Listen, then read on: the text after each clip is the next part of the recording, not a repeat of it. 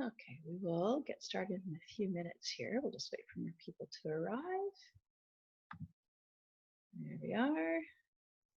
And I'm just going to see if we can share what I want to share here. Yep. Perfect. Okay. All right, so we'll just wait a couple minutes. And oops. And today is all about hydration. Oops. So we'll share the PowerPoint. I have quite a few videos that go along with it. I'm hoping the videos will help to explain a lot of what I'm trying to say. So we'll just get this prepped for us here. I did share this in a Google Classroom. I have it under the recreation and nutrition. And this section is called Hydrating the Athlete. Okay.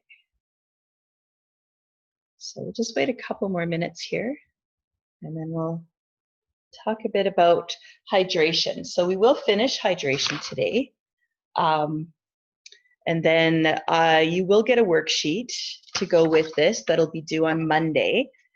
But I haven't quite finished making it yet, so I will have that ready for you for Monday, or for later today. Okay, so then you'll have that until Monday. And then I think we should do just a little short quiz. So if I collect that on Monday, we'll do a short quiz, let's say on Tuesday.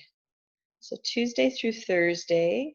Actually, we're going to go Tuesday through Wednesday because these extended dates don't seem to be helping anybody. So Tuesday through Wednesday, and I will put this in my write-up after the class, but Tuesday through Wednesday, we'll have a fueling and hydrating quiz. And then we'll have a worksheet that's due Monday. So that'll give me a chance to collect the worksheet and get that back to you. And then on Monday, we're going to start a little bit talking about competition and nutrition hydration during the different stages of competition. And hopefully have a chance to look at some case studies with that.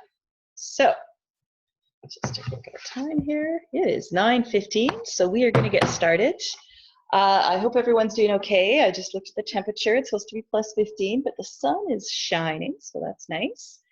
So we're going to talk a little bit today, or a lot today, about hydration and the importance of hydration. How do we know when we're dehydrated? The importance of not overhydrating, and a whole bunch of things like that. Okay, so let us get started. So hydrating the athlete. So this section here, we talk about water, dehydration, sport drinks, energy drinks, sweat rates, and then what muscle cramping is all about. So that's all that's in this section here. Okay, so water. So adequate hydration. So getting enough water is super important. It's probably one of the most important things critical to athletic performance. So we can look at water. Just grab my pen here. The most essential nutrient for athletic performance, right?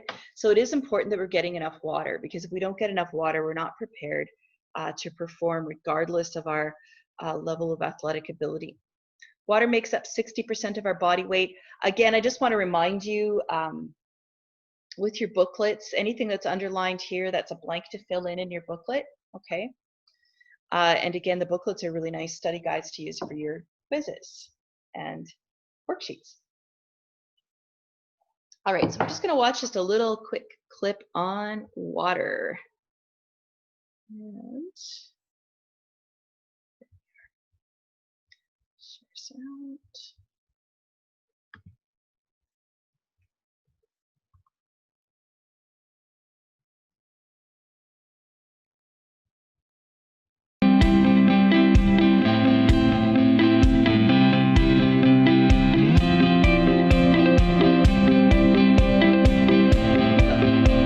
Before we exercise, several hours before.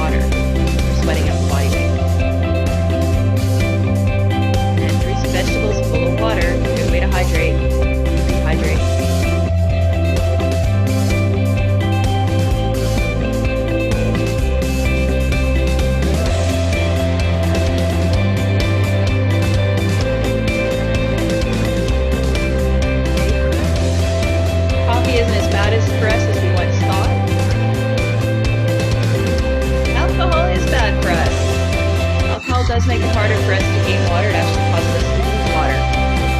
Okay. All right. So, stop this video. Okay. Back to the PowerPoint.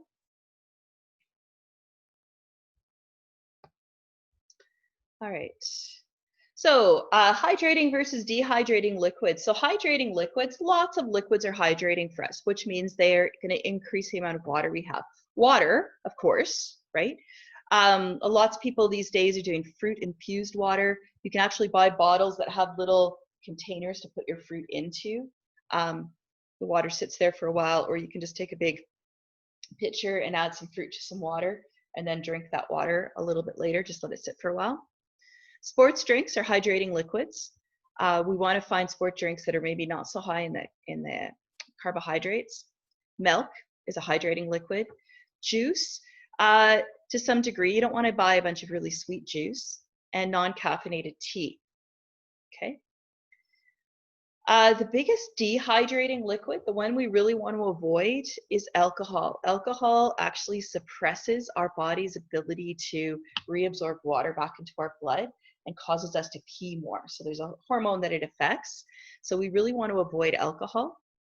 Other things to just be cognizant of, sugary drinks can reduce our absorption of water. So we want to keep our sugary drinks to a minimum. So that's pop, hot chocolate, our energy drinks, smoothies. Now you can have smoothies that don't have a lot of sugar if you're doing an at-home recipe. You just want to watch that intake. The smoothies that you're buying from stores are going to have a huge amount of sugar in them. And one thing to note, small amounts of caffeine don't cause dehydration. So if you're having 1 to 2 cups of coffee a day, that's probably not going to have a huge negative impact.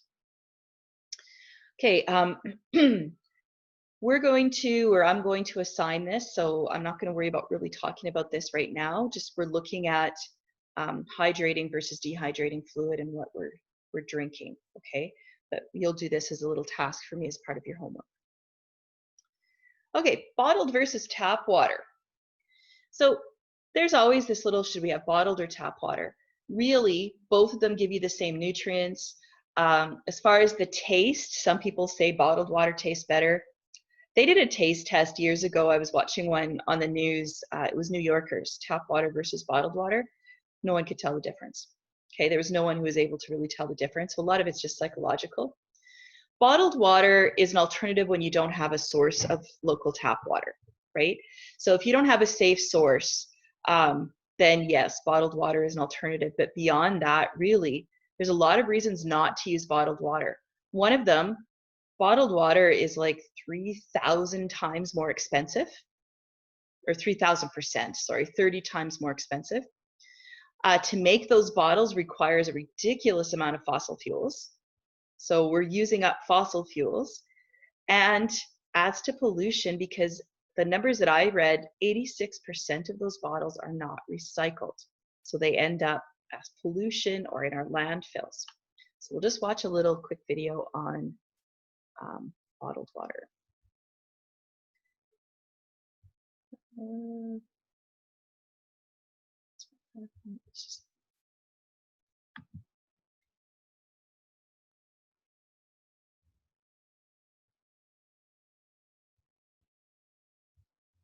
Oops.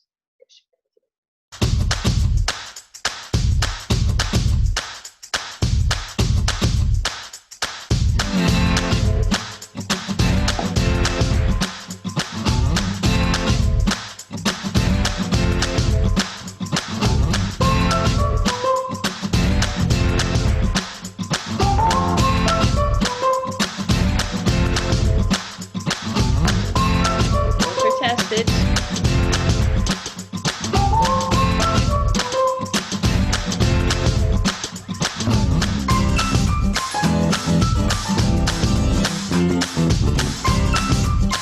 Bottled water is tap water.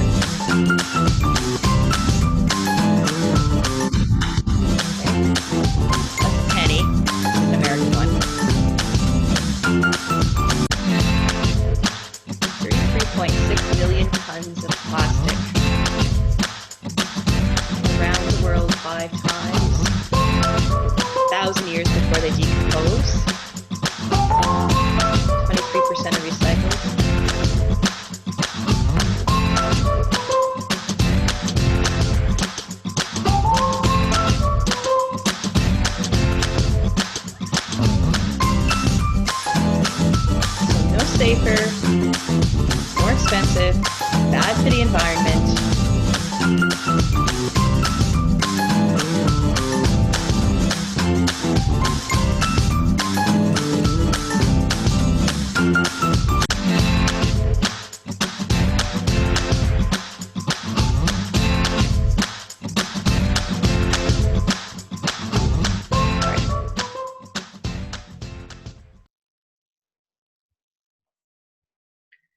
So there is no reason, unless you know that your tap water's been contaminated, there's no reason not to be drinking tap water. And if you want to take it with you, that's where we have all the reusable water bottles, which I noticed in school, like tons of students are using reusable water bottles, which is fantastic. Okay, so let's go back to the PowerPoint. Okay. So why hydrate? One of the biggest things about hydrating is we want to replace the water that's lost during exercise. Now, we lose water as just breathing. We breathe out water as part of cellular respiration. So we always want to replenish the water. Usually, our body will give us a thirst signal, which will tell us that we need a drink. Okay. Water helps to regulate our core body temperature. Okay. Cools us down, improves performance, and reduces the risk of dehydration. Okay. So what we want to do is we want to balance how much water we've lost with how much water we're taking in. Okay. We want to prevent gastric cramping. Okay. So taking in more liquid is going to help to prevent that and to prevent fatigue. So our heart actually has to work harder if we have less blood volume. So we want to prevent that. Okay. Climate conditions. If it's hot out, we tend to sweat more. And if we sweat more, we're going to need more water to replace that lost sweat. High humidity. So that's an area where it's just kind of on the edge of maybe raining. There's a lot of water in the air. We find this in a lot of coastal regions. So like Vancouver, Toronto, it's right next to the Great Lake, Lake Ontario. It's a very high humidity city. So what happens when we're in a high humidity is our body sweats as a way for us to cool down, because we sweat, that sweat evaporates, right? And then we cool down. But the problem with humidity is our body sweats to cool down, but that sweat doesn't evaporate because there's too much water in the air for that sweat to evaporate. But our inside of our body doesn't know that, so then we sweat more. So we actually sweat more, even though it's not evaporating. We're sweating more when it's high humidity, which means we actually have to compensate for that by drinking more. Okay. All right, so dehydrating, water's lost through sweating, breathing, and urination. Okay, so dehydration starts to happen when we've lost about 1% of our body weight. So you can actually measure your body weight before an exercise and after and look at what's lost. What's lost is not fat. What's lost is water, okay? So we need to drink that loss. Our thirst mechanism kicks in at about 2%, okay? So we're dehydrated there, but that's when we start to feel thirsty. Exercise, the problem with this, because we depend on thirst in order to drink, exercise can dull that thirst. So we want to make sure we're drinking enough, but not too much, as I'm going to talk about a little bit later. What the color of our urine is and how much we're urinating gives us a really good sense as to whether or not we're dehydrated. Okay, so color of urine. So if we take a look here, our urine color, when we're doing really well, right? We're having the right amount to drink, right?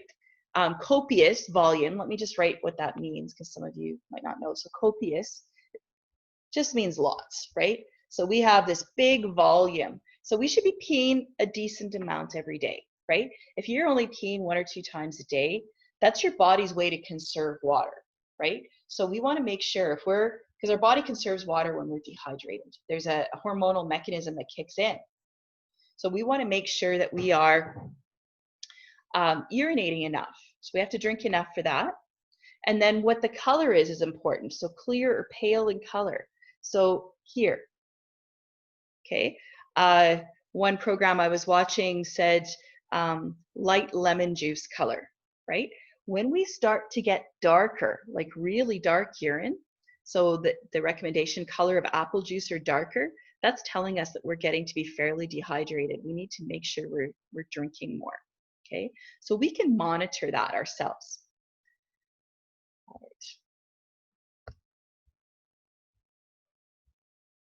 right. Sorry. There we go.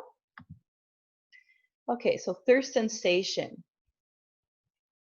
So we have this thirst mechanism. So besides all the hormones that work to try to retain water when we get dehydrated, those hormones also, there's a mechanism that happens in our brain. So there's this little gland that's in the middle of our brain called the hypothalamus. And the hypothalamus detects a message when we have too much solute. So that's too much stuff dissolved in the water, or concentration's too high. Really what that means is there's not enough water to dilute it all. Okay, so we get this little message. And part of that message tells our hormones to work to conserve water. But the other part of that message says, take a drink, right? That's our thirst mechanism. So our brain's detecting that we have not enough water in our blood, right? Too much other stuff in our blood, the concentration's too high. So it causes us to be thirsty. So when we take a drink, right, it's going to go through our digestive system, eventually make its way to our blood, and it's going to dilute that solute, which means we've increased the concentration of water. So we've become rehydrated.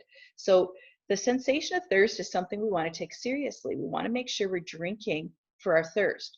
Just the problem is when we exercise, sometimes that thirst message can be muffled. Okay.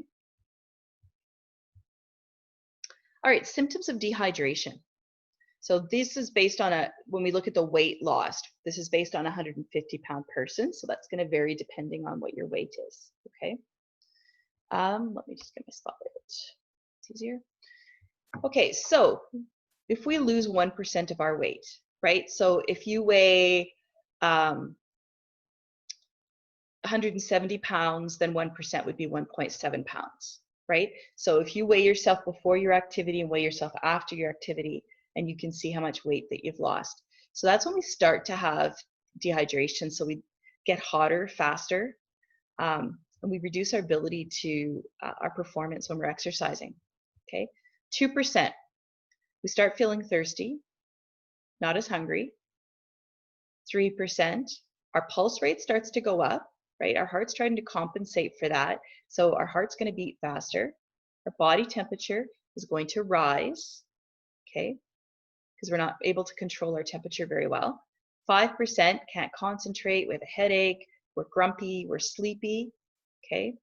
So sometimes if you get to the point, because I think, and my daughter and I both experienced this, where we have a point where we're just starting to feel kind of grumpy, tired, and headachy. And then you think back, how much water did I have today? Oh, I had like half a cup of breakfast, right? And then you start thinking those things and you're like, oh, I better start drinking some water. So you have to be cognizant of what symptoms you're feeling. 6% increased respiratory rate. That means we're breathing faster, blood volume starting to go down. 9% we can suffer from heat exhaustion or heat stroke, okay? All right, so prevention is the best cure. So we would rather just not get dehydrated. So get a fluid bottle that maximizes your fluid intake. So some kind of water bottle that you enjoy to drink something out of. It has to be accessible, right? If it's far away, you're not going to have a drink. So if it's in front of you, so I notice a lot of you in school will have your water bottle with you at all times. Then it's accessible, right? Temperature of the fluid, a temperature that you like to drink. Sometimes super icy, some people have a hard time drinking that quickly, but it's a temperature that you prefer. My mom prefers warm water. Go figure, but it's getting her to drink. Sometimes adding a bit of sodium to the water, okay, makes it more palatable. Flavored water. And if you really have a hard time drinking enough, set a timer to remind you that it's time to have a glass of water, okay? Okay, so when should we hydrate? So we're talking here about an athlete because this is a sports nutrition course. We should hydrate before. So like they said in that initial video, we want to drink about 2 to 2.5 cups about 2 to 3 hours before we start our activity, and then about 1 cup about 20 minutes before our warm up. A cup of water every 10 to 20 minutes of exercise, okay? And then about a cup of water no more than 30 minutes after the exercise to rehydrate afterwards, okay? So I want to talk a little bit about overhydration. So it's important to drink enough water because we don't want to be dehydrated, but overhydration is deadly. Now, when we're talking about overhydration associated with exercise, it's a condition called exercise-associated hyponatremia. So that this term here, so hypo means too little, natra means sodium.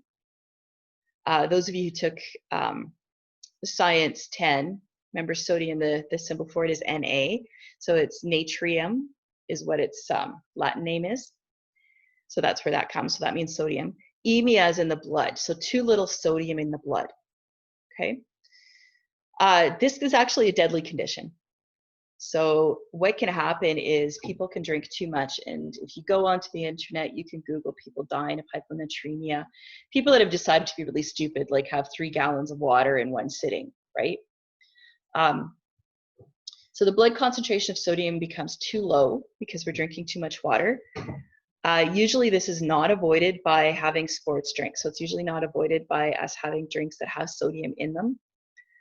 So the thing is, we want to drink to replace lost fluid or drink to our thirst. We don't want to over drink. So I have a little video that we're going to watch on this, just so you know, because this term is in the program of studies. Okay. And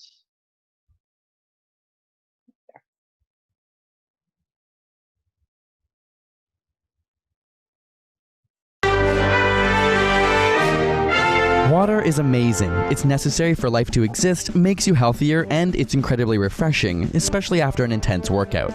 But is water intoxication a real thing? Can you drink too much water? We're often told to drink around 8 glasses of water a day to stay healthy, but the honest truth is that this specific number is somewhat arbitrary and no scientific research exists to support it. Regardless, we know water is incredibly important. In fact, every organism we know of requires water to survive. Not only does it help the human body to bring oxygen and nutrients to the cells, regulate body temperatures, and aid metabolism, but it flushes waste out of the body. Sweat out too much during a sporting event and you'll start to feel a bit woozy. 3 days without water and you likely won't survive. So how could such an essential substance hurt us? It all comes down to the cellular level. The water you drink has very few electrolytes in it, things like sodium or potassium, especially compared to your cells. The electrolytes in your cells allow your muscles and nerves to work properly and help to control blood pressure and blood volume. Without them, your body cannot function. Now, normally, the difference in electrolyte concentration inside and outside the cell wouldn't pose a problem because your kidneys flush out any excess water. However, the kidneys can only excrete fluid at a certain rate.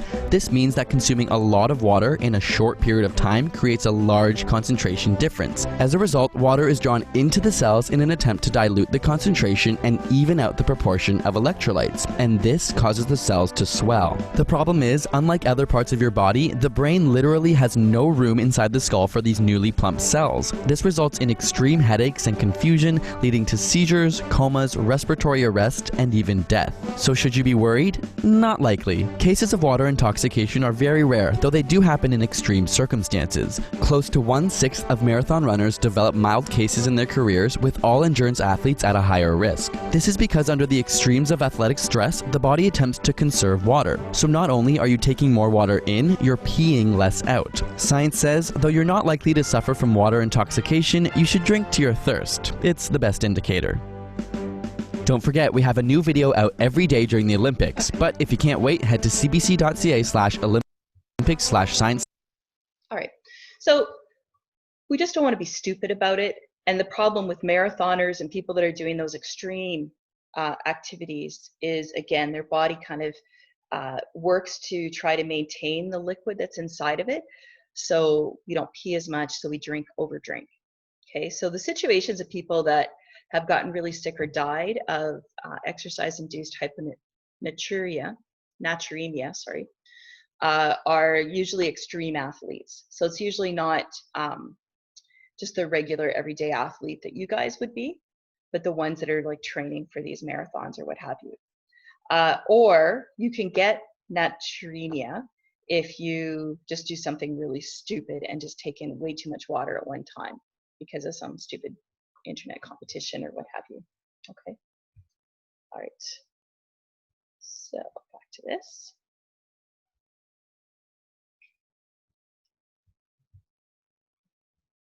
Okay, so sports drinks. So part of what's in the program of studies is to talk a little bit about sports drinks. So sports drinks not only give us the liquid, so they have the water in them, they give us carbohydrates and electrolytes. And there's this really little video about what an electrolyte is, because we always talk about, well, we have to replace our electrolytes without really having a good sense of what that means.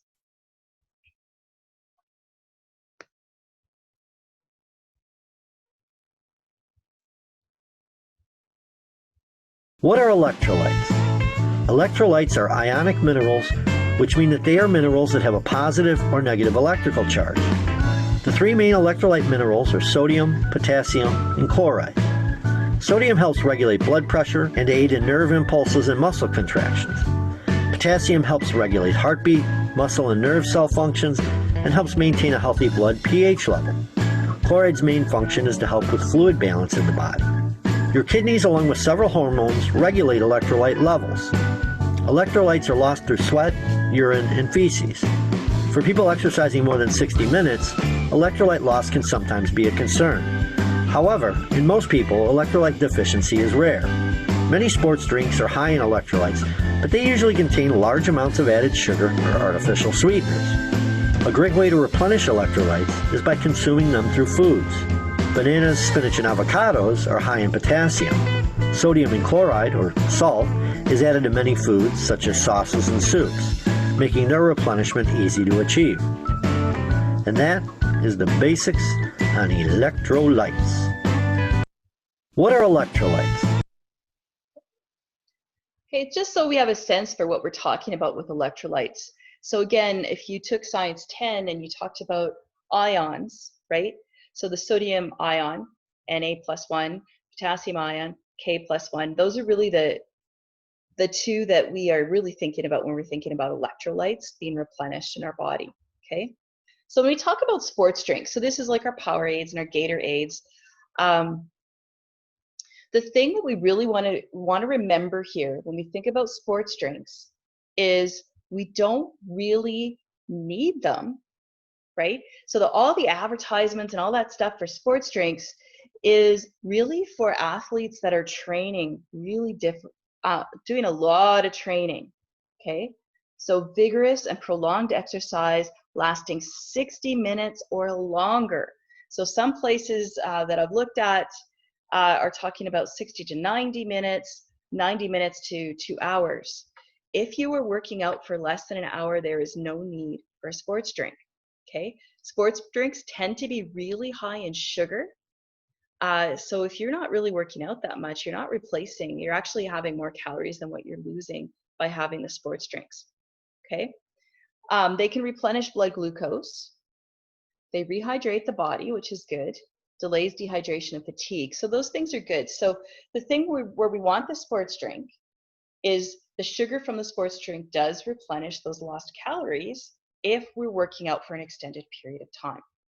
Do we have to have a sports drink? They're easy to take a drink as opposed to eating a snack, but you really want to be cognizant because the calorie count of them is quite high. So I have just a little video here about sports drinks.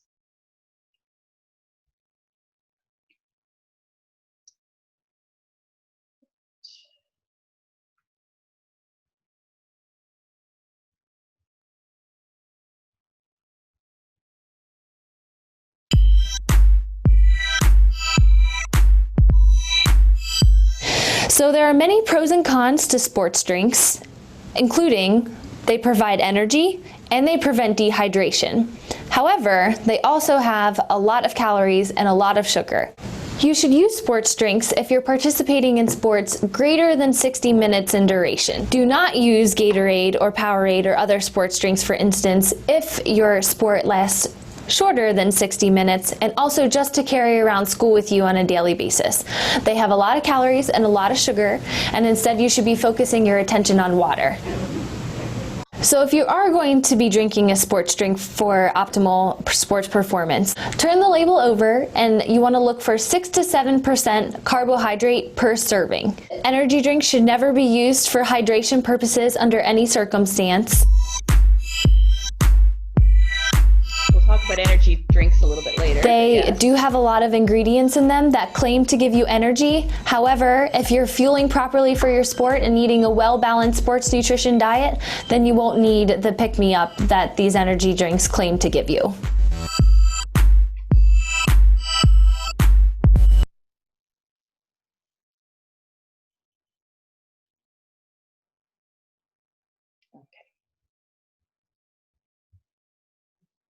All right, so sports drinks, what do they have in them? They have water, okay? So we can absorb what's in them really quickly. They have lots of carbs. The carbs make us want to drink it, right? They make it sweeter. We like sweet. Sweet makes us feel satisfied. It provides an energy source. So if we are working out for longer than 60 minutes, we are going to need some source of energy. Okay, doesn't mean we have to get it through our drink. We could get it through having some food as well, like a banana. Sodium, potassium replace electrolytes lost in sweat. Again, we can eat our electrolytes. They make us feel fuller, okay? All right, but they have these things, and you can actually make your own sports drink. So this is a recipe. I did find this one online, but this was one that was recommended. It's very similar to one that was recommended at a nutrition session that I went to several years ago. Basically taking water, adding some orange juice to the water, so you're diluting the orange juice, and then adding a little bit of salt. So the salt gives you your sodium and your chloride. The orange juice is going to give you your potassium and your sugar. And you just mix that up in a bottle, and there you go, voila, a very inexpensive sport drink. Now, there is a recipe on page 32 of your sports nutrition handbook or booklet. And their recipe suggests that we should be adding glucose rather than just fructose. So they suggest, and a lot of recipes online have sugar in it. I don't know if we really need as much sugar as they have online, or a sweetened fruit drink is what they suggest in the booklet to give us glucose, which our body might use a little bit more efficiently than the fructose from the orange juice. So that's something you would need to research a little bit, but again, you can make your own very, very low-cost sport drink if you are, in fact, exercising past that 60-minute mark, okay? All right, energy drinks. So here's the thing with energy drinks. They are hugely marketed, and they're really not that good for us, okay? So energy drinks contain large quantities of caffeine and sugar. One energy drink has 3 times the amount of caffeine as a can of Coke. And one energy drink is equivalent to a cup of strong coffee with 5 teaspoons of sugar in it. So just imagine 5 teaspoons, just gross. So I put 2 links. We're just going to watch the first link. The other one you can watch on your own. I couldn't really decide which one I liked better. But the thing about energy drinks is really children shouldn't be drinking them at all. And even you guys, like, first of all, for an athlete, that high amount of sugar and caffeine actually increases your blood pressure. It actually can be dangerous to be working out with that because your blood pressure is already high because of what you've been drinking.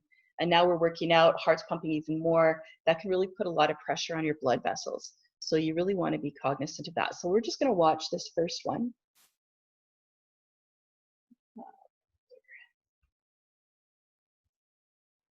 Oops.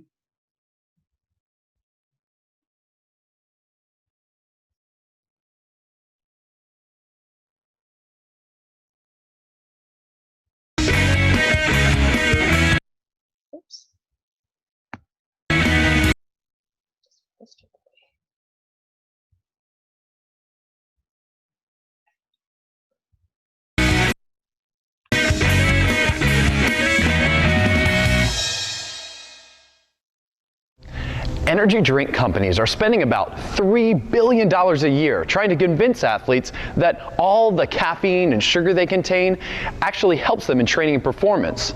The truth is that while those stimulants might make your heart race like you just stepped into the middle of the octagon, they're probably not going to help you a whole lot once the fight starts.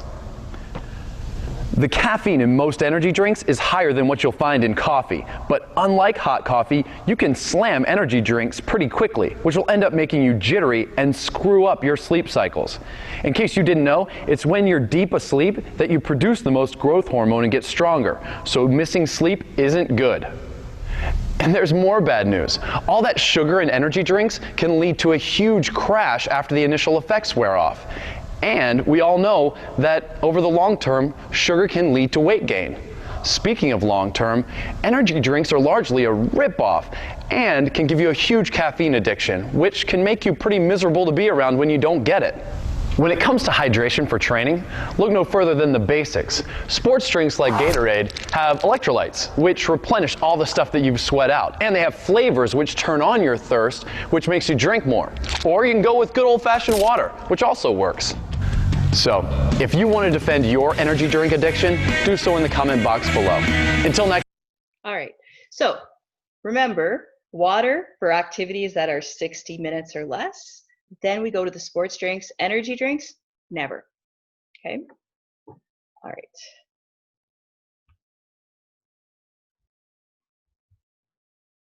So energy drinks, rise in blood pressure, less sleep, more anxiety, should not be used by pregnant women, children, those participating in intense exercise. Like I said, it affects your blood pressure, which can affect it even more because we're exercising now. So it actually can be dangerous for your health.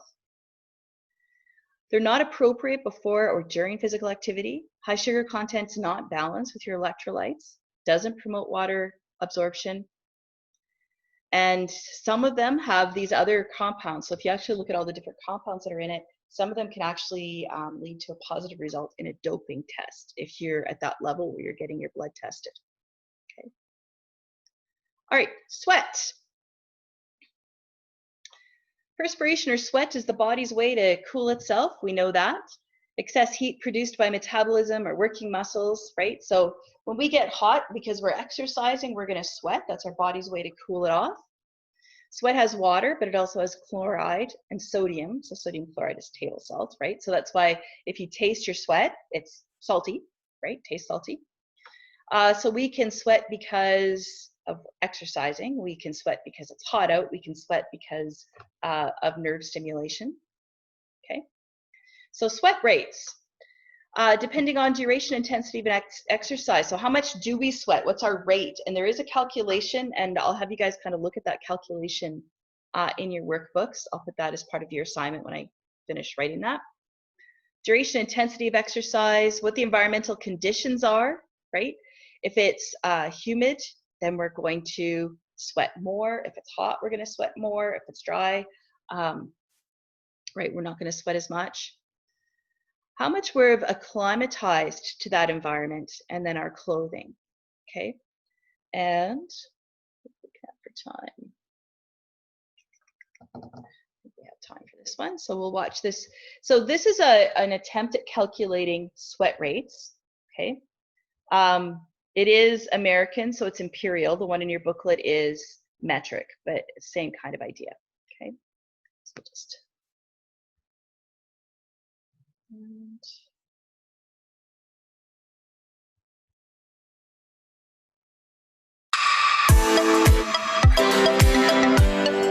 the sweat rate calculation is a useful tool to determine individual fluid needs during exercise, practice, and games to delay fatigue, ensure maximum performance, and prevent dehydration.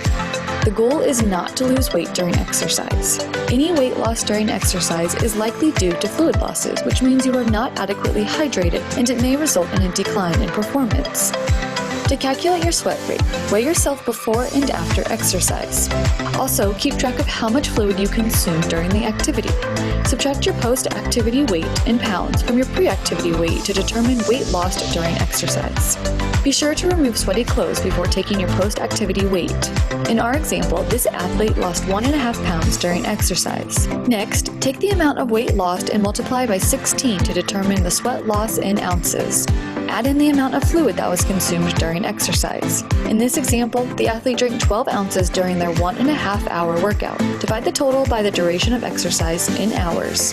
This number represents the amount of fluid you should consume per hour of exercise. You can further divide your fluid recommendation by 4 to calculate a target amount to drink every 15 minutes of exercise. An easy estimation is 1 gulp equals 1 ounce. In this scenario, the athlete should aim for 6 gulps of fluid every 15 to 20 minutes of exercise for optimal performance and hydration status. Keep in mind that sweat rates will vary from one athlete to another. If you have questions about how to properly calculate your own sweat rate, speak with a member of your sports medicine. So basically, it's a way to determine how much water you're losing, and then you can calculate how much you need to be drinking to maintain your levels so you don't become dehydrated. And you don't drink too much to become overhydrated, right? Okay, so this talks about degree of acclimatization or acclimatization. So what does that mean? Acclimatization or acclimation, those are interchangeable terms, training for the conditions of the competition. So often when we have the Olympics coming on, we know that our Olympic athletes actually end up going to where they're going to be competing in those conditions for several weeks before. because they're getting acclimatized or acclimated to those conditions. So being acclimated, what that means is our sweat rates are going to start to increase as we get more and more used to. So when we're going to a hot environment, right, our body is going to be better able to respond to that heat, which means we're going to sweat more. But of course, then that means we're going to have to drink more to accommodate for that. So we're just going to watch a little thing about acclimatization.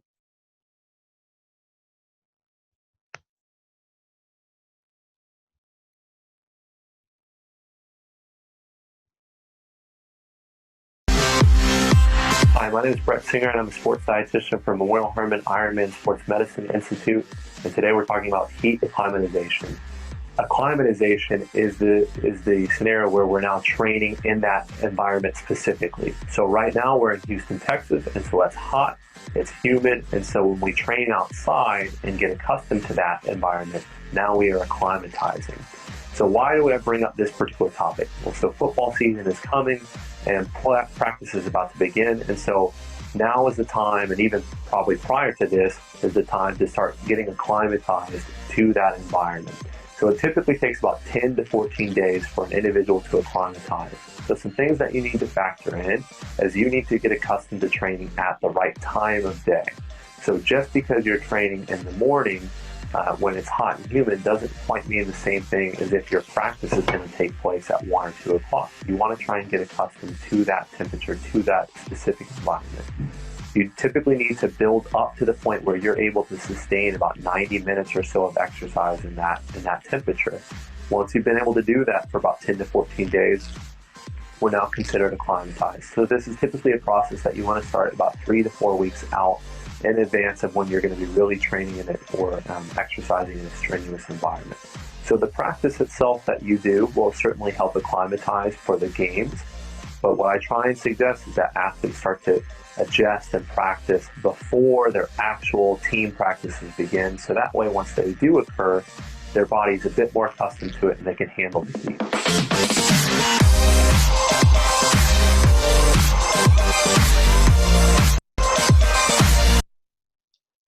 Now, if you're really into like huge sporting, they actually have acclimatization chambers. So I was looking at some of these chambers as I was researching this, and there could be chambers where you are exercising. They were showing people, it was for the Ironman, and they were training for certain conditions. I think the Ironman was in Hawaii or something, and they were riding bikes. They could change what the humidity was in this chamber, and they could change what the temperature was in the chamber. So you're getting used to exercising in those particular conditions. Crazy costly, I'm sure, but nonetheless, that's what acclimatization is all about. Okay, muscle cramps. Muscle cramps often associated with dehydration. They can be related to overexertion, losing too much fluid, not being conditioned enough, or an electrolyte imbalance, meaning you're lacking in either your fluid or your diet. Commonly occur in athletes who work their muscles to the point of exhaustion. So they start to cramp up. Proper hydration, stretching, and massage will help alleviate your cramping, okay? So making sure you're stretching before and after your activity. So preventing water, so we wanna make sure that we're drinking enough water, okay? So drink plenty of water before, during, and after. So we talked about the water intake for those. Calcium plays an essential role. So low-fat dairy at least twice a day, glass of skim milk, low-fat yogurt. Potassium, electrolyte imbalance can play a role. So potassium-rich foods, and they talked about that in the one video. So bananas, avocados, spinach, right? Anything like that. Sodium, low sodium diets or sodium imbalance from exercising in the heat. So just increasing your sodium intake. So salted pretzels, right? Pretzels are fairly low, they're a low fat alternative, or a sports drink, again, if we're going past that 60-minute mark. Oh, okay, that is it for our PowerPoint. So we got through all of hydrating. So I will have a worksheet for you before the end of today. So remember, there is no class tomorrow. The worksheet will be due on Monday, so make sure you get that done. And then we will have a quiz that goes Tuesday through Wednesday, I think I wrote down. Said that to you at the beginning, so I'll just double check what I said, and we will. I'll post that. So everything will be posted for you. So have yourselves a wonderful day, and we will talk with you again on Monday.